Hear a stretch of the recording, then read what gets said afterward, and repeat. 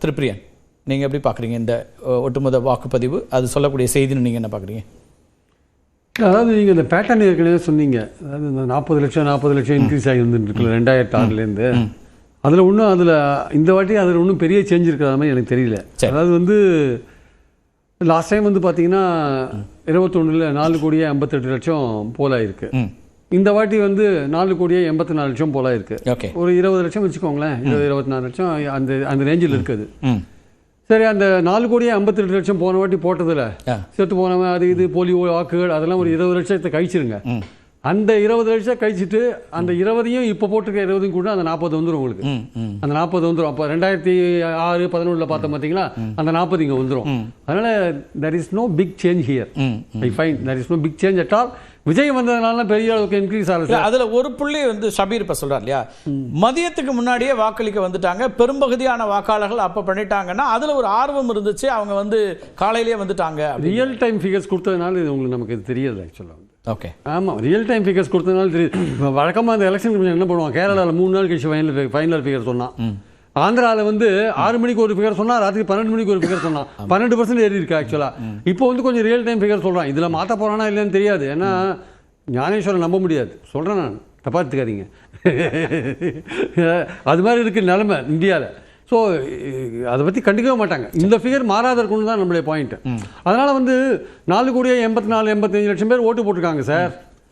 4,58,00,000 நீங்கள் கணக்கு பார்த்துக்கோங்க. இது பெரிய சர்ஜெல்லாம் கிடையாது, யூஷுவல் சர்ஜி தான். இது யூஷுவல் சர்ஜி தான் வந்திருக்குன்னு என்னோட கருத்து. ஓகே, போன வாட்டி போட்டது இப்போ இல்லைன்னா இந்த மண்டல வாரியா பாருங்களேன், சென்னையில் கொஞ்சம் கூடுதலாக தான் வாக்குகள் பதிவாக இருக்கிறது. சென்னை ஒரு வித்தியாசம், டேட்டா கூட பார்க்கலாம் நம்ம. சென்னை வித்தியாசமா இருக்கு. ஓகே, சென்னையில் போன வாட்டிலாம் 55%, அதுக்கு முன்னாடி 55% தான். இந்த வாட்டி ஐ திங்க் அதாவது அப்போ மாநில வாக்கு சதவீதம் 73 இருக்குன்னா சென்னையில் 55 அப்படின்னு இருக்கும். 2001 44 போச்சு ஆக்சுவலா. இப்போ அது இப்போ 63 64 இருக்கு. சென்னை இப்போ நம்ம இந்த முதல் 5 தொகுதிகளை பார்க்குறோம். ரொம்ப சுருக்கமாக உங்களுக்காக பார்த்துடலாம். 84.64 நம்ம ஒட்டுமொத்தமாக தமிழ்நாட்டோட எண்ணிக்கை 69ன்னு இப்போ சொல்லியிருக்காங்க. 0.05 கூடி இருக்கு. அதில் பெரம்பூர் 89.2 திரு விஜய் போட்டியிடக்கூடிய அந்த தொகுதி. ஆர்கே நகர் 89.13, கொளத்தூர் திரு மு.க. ஸ்டாலின் போட்டியிடக்கூடிய தொகுதி 85.67, வில்லிவாக்கம் 85.42, விருகம்பாக்கம் 85.12. இது எல்லாமே மாநில சராசரியை விட கூடுதலாக இருக்கிறது. இதுவும் ஒரு வித்தியாசமான ஒரு பேட்டர்ன். கொஞ்சம் இன்க்ரீஸ்டு நம்பர்ஸ் கொஞ்சம் ஆச்சரியமாக தான் இருக்கு. அதுதான் ஓட்டிங் பேட்டர்ன்ல மாற்றம்னு ஷபீர் சொல்றதா பார்க்க வேண்டியிருக்கா? இல்லை, அது ஓட்டிங் பேட்டர்ல மாற்றம் கிடையாது. அதெல்லாம் இப்போ இதுல எஸ்ஐஆர்ல இப்போ குறைஞ்சிருக்கு இல்லையா. ஆக்சுவல் ஓட்டர் சென்னையில பெரும்பகுதியான வாக்குகள் அங்க நீக்கப்பட்டது ஒரு காரணமா இருக்கலாம். அது விஜய் ஒரு காரணம் கிடையாது. இந்த விஐபிஸ்லாம் போட்டி போடுறாங்க இல்லையா, அந்த இடத்துல மக்கள் திரண்டு ஓட்டு போட்டிருக்காங்கன்னு நம்ம பார்க்கறோம். நம்ம பெரம்பூர்ல ஒரு முக்கியமான கட்சி பிரமுகர் விஜய் பணம் கொடுக்கல, பிஎம்கேவும் பணம் கொடுக்கல. சரி, சோ பணம் கொடுத்த அந்த நபருக்கு ஆதரவாக திரண்டு ஓட்டு போட்டிருக்காங்கன்னு ஒரு பேச்சு இப்போ வந்துட்டு இருக்கு. ஓகே, அதனால உறுதியா சொல்ல முடியாது. அதிமுக காரங்க வேலை செய்யல அந்த பர்டிகுலர் கேண்டிடேட்டுக்கு, அவங்க முழுக்க திமுக வேலை செஞ்சிருக்காங்க. சரி, ஸோ அது விஜய்க்கு என்ன மாதிரி முடிவை கொண்டு போகும்னு தெரியாது, நம்ம எதிர்பார்க்க முடியாது, என்ன எப்படி போகும்னு சொல்ல முடியாது. ஸோ அதனால இந்த pattern it is not a new pattern, it is not at all due to Vijay. அதனால விஜய் அந்த ஹைப் இருக்குல்ல அவங்க பண்ற சோசியல் மீடியால, அதை நம்பி நம்ம விஜய் வேவ்னு ஒன்று இல்லைன்றீங்களா? நத்திங் சார், விஜய் வேவ் எல்லாம் ஒண்ணுமே கிடையாது. நீங்க 4ஆம் தேதி வேணா நம்ம பேசலாம், ஒரு வேவும் கிடையாது, விஜய் வேவ் எல்லாம் கிடையாது. இது யூஸ்வலாக அந்த எஸ்ஐஆரில் குறைஞ்சது ஒரு 40 லட்சம் எப்படி இன்க்ரீஸ் ஆச்சுன்னு உங்களுக்கு சொன்னேன்ல நான். இந்த வாட்டி 20 லட்சம் 25 லட்சம் மேலே சொல்லப்பட்டதெல்லாம் வந்துச்சு சார். என்ன சார் நீங்கள் சொல்கிறீங்க? இது விஜய் வேவ் பத்தி ஃப்ரண்ட் லைன்லயே செய்தி போட்டதால விஜய் வேவ்லாம் சொல்லலாம் சார், சொல்லலாம் சார்.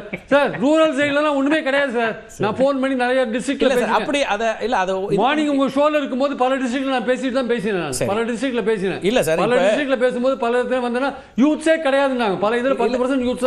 ஆனா எதிர்பார்க்கப்பட்டதை விட அல்லது கணக்கிடப்பட்டதை விட அவர் கூடுதலாக வாக்குகளை பெறுகிறார். வாக்குகள் வாங்குவாரு, பர்சன்டேஜ் வாங்குவாருன்றதெல்லாம் எனக்கு 20-25% வாங்குவாரு. நான் அதுல டிஸ்பியூட் பண்ணல சார். நான் அது இருக்கலாம், இல்லைன்னு சொல்ல வரல. ஆனால் பெரிய வேவ்லாம் விஜய்க்கு வேவ் வருதுன்னா அது இல்ல சார், 20% அவர் வாங்கினாலே அது ஒரு பெரிய ஒரு நியூ என்ட்ரி அப்படிங்கிற 20% மேல போறாங்க. Big number sir. 25% big number. அது 20%னால 1 கோடி வாக்கு. அது ஒரு 20க்கு மேல போறாங்க டவுட்டா இருக்கு சார் எனக்கு. அவர் 20க்கு மேல போறா டவுட்டா இருக்கு. அவர் 20க்கு மேல போனாரு வெச்சுக்கோங்களேன், அதிமுக எங்கயோ போய்டும் கீழ. ஓகே. இதை ஏன் சொல்றேன்னா அது வந்து ரூலிங் பார்ட்டிக்கு எதிரான அதிகமான வாக்கு சதவீதம்ன்றது வந்து ரூலிங் பார்ட்டிக்கு எதிரான வாக்கு சதவீதம்ன்றது அது ஓல்டு கான்செப்ட், பழைய கான்செப்ட். அது வந்து அதிகமான வாக்கு. இன்னொரு அம்சமும் இருக்கு. இப்ப நம்ம வாக்கு சதவீதம் கூடியிருக்குன்னு சொல்றோம். ஆனா பெரம்பூர்ல கடந்த 2021 ஒப்பிடும்போது பெரிய டிஃபரன்ஸ் இல்ல. 3000 அல்லது 5000 வாக்குகள் வித்தியாசம் தான் கூடுதலாக வந்திருக்கு. நான் இன்னொன்று சொல்ல வந்தேன். ஆக்சுவலா இப்போ அதிகமான வாக்கு சதவீதம் ஆளுங்கட்சிக்கு ஆபத்து அப்படின்னு சொல்றாங்கல்ல, ஆளுங்கட்சிக்கு ஆபத்துன்னு வச்சுக்கலாம் நம்ம.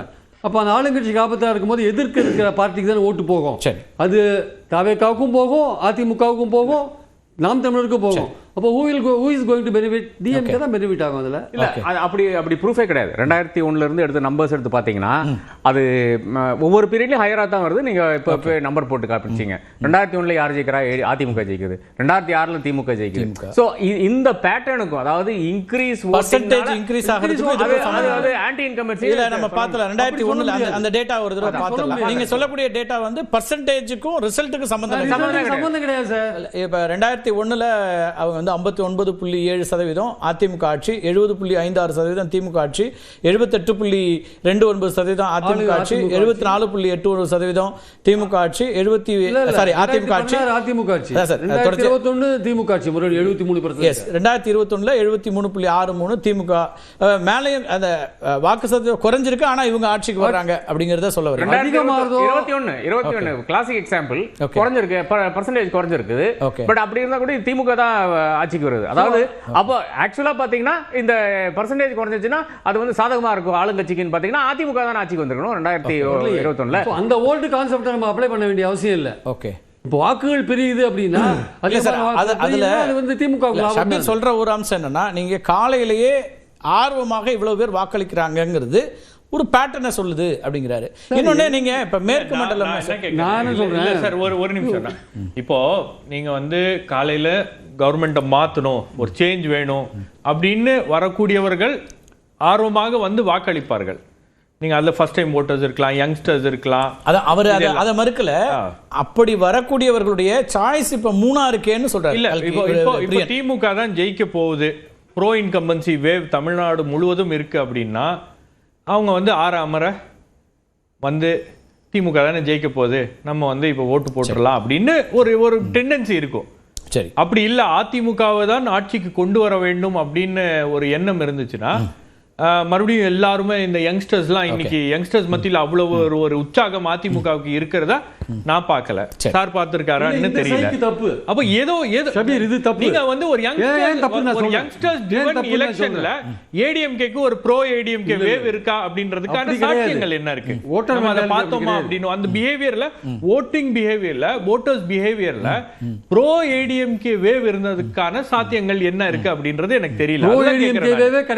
ஓட்டிங் பேட்டர்ன் சேஞ்ச் ஆயிருக்கு அப்படின்றதுக்கு காரணம் இதுதான்றேன் நான். இந்த எலெக்ஷனை பொறுத்தவரைக்கும் ப்ரோ ஏடிஎம்கே வேவ்னு ஒன்று கிடையாது சார்.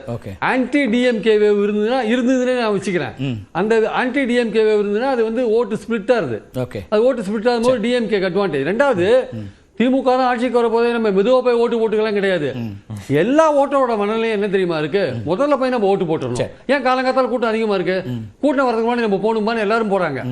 அதுதான் காரணம். மற்றபடி வேற ஒண்ணுமே காரணம் கிடையாது. சைக்கலாஜிக்கலா ஒரு கூட்டம் வரது 12 மணிக்கு ஏன் வெயில் அதிகமா இருக்கு, பையன் இப்ப போகணும், சாயந்தரம் போகலாம். சாயந்தரம் 4ல இருந்து 6 அதிகமா இருக்கு. சரி, 6 மணி கூட்டம் கம்மியா இருக்குன்னு போவாங்க, எல்லாரும் போவாங்க, கூட்டம் அதிகமா இருக்கு. அதனால இந்த ஆட்சியை மாத்தணும், ஆட்சியை தக்க வைக்கணும் அந்த இடத்துல இல்ல.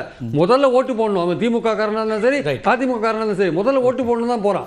அதனால இந்த சர்ஜுக்கு, இந்த வாட்டி சர்ஜுக்கு காரணம் கண்டிப்பா விஜய் கிடையாது. இது இயல்பான சர்ஜ். இது வேற ஒரு பார்வை. அரவிந்த் வந்து நம்முடைய பகல் நேரில் பேசும்போது பேசினார். அதை உங்கள்கிட்ட வைக்கிறேன். இப்போ வந்து குறைந்தபட்ச வாக்கு பதிவானது தென் மாவட்டங்களாக இருக்கிறது. அங்கே வந்து எல்லாம் சிட்டிங் எம்எல்ஏஸ் திமுக அப்படின்னு ஒரு ஒப்பீடு வைக்கிறாரு. மேற்கு மாவட்டங்களில், மேற்கு மண்டலத்தில் அதிகப்படியான வாக்குப்பதிவு அங்கே சிட்டிங் அதிகமாக இருந்தது அதிமுக பாஜக கூட்டணி. அப்போ இதில் ஒரு செய்தி இருக்குதா அப்படின்னு ஒரு கேள்வி கேட்குறாரு. அதை எப்படி பார்க்குறீங்க நீங்கள்? பாரத மன்னருக்கும் தமிழ் மக்களுக்கும் முதற்கண் வணக்கம். மக்கள் அனைவருக்கும் பெருந்தளவாக வந்து வாக்களித்ததுக்கு மிக்க நன்றி. என்னன்னா, ஒரு முக்கிய இது நம்ம 20 லட்சம் அப்படின்றத சாதாரணமாக எடுத்துக்க முடியாது. நம்பர்ஸ் இன்க்ரீஸ் ஆஃப் ஓட்டர்ஸ்லையும் ஏன் அப்படின்னா ஒன்று எஸ்ஐஆருக்கு அப்புறம் மாற்றம் அப்படின்றது அந்த 50 லட்சம் போயிருச்சு அப்படின்றது மட்டும் கிடையாது. அதில் வந்து இன்னெலிஜிபிளாக யார் உண்மையிலேயே ஓட்டர் கிடையாதோ அவங்களும் கொஞ்சம் பேர் போயிருக்காங்க அப்படின்ற அந்த கணக்கையும் எடுத்துருக்கணும். ஸோ அப்போ இந்த 25 லட்சம் அப்படின்றது ஆக்சுவலாக வந்து ப்ராபப்ளி ஒரு 40-45 கூட இருக்கலாம் அப்படின்ற அந்த ஒரு கணக்கு ஒன்று. டிஸ்கவுண்ட் கொடுத்தேன் சார். 20 லட்சம் கொடுத்து தான் இப்போ இருக்கிற 20 ஆட் பண்ணேன். ஸோ அந்த ஒரு நம்பர் ஒன்று. அப்புறம் அதுக்கு அதுனா நாங்கள் 2016 68 லட்சம் கூடுதலாகும். 64 64 லட்சம். அப்போ அந்த எண்ணிக்கையும் அதே அளவுக்கு இப்போ வரும்.